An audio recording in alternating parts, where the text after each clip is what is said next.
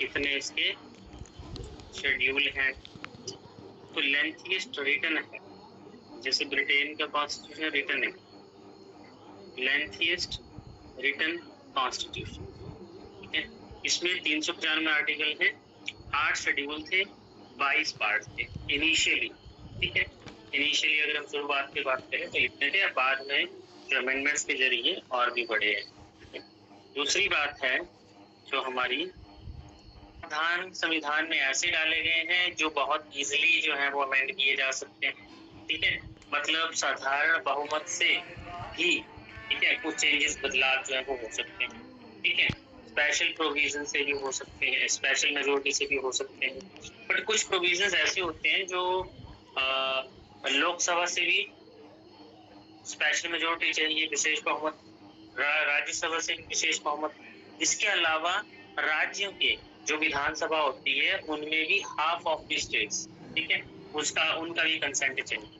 तो बोलने का मतलब वो फिर जो है वो फ्रिजिडिटी हो जाती है, उसमें जो है वो बहुत ज्यादा कठिनाई हो जाती है अगर कोई ऐसा काम, जैसे एग्जाम्पल बताया, तो जीएसटी का एग्जाम्पल जो है वो राज्यों का भी कंसेंट लेना पड़ना था, ठीक है।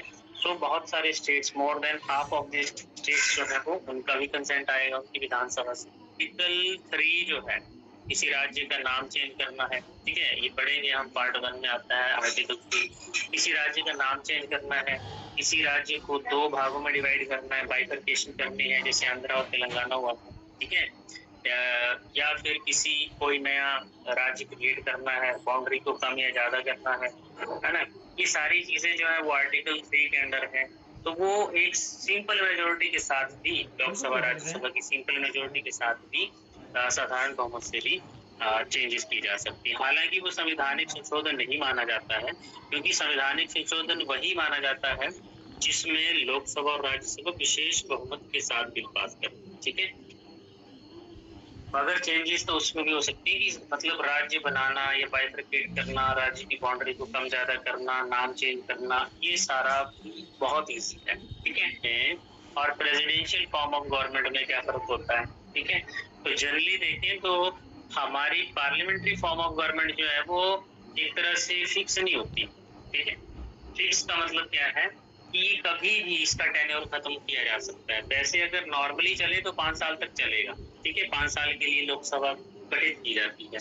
मगर इन केस अगर मेजोरिटी ऑफ द कैंडिडेट्स जो हैं वो अपने लीडर के ऊपर कॉन्फिडेंस लूज कर देते हैं, तो फिर उनको जो है वो रिजाइन देना पड़ सकता है और विधानसभा भंग हो सकती है, प्रेसिडेंट उसको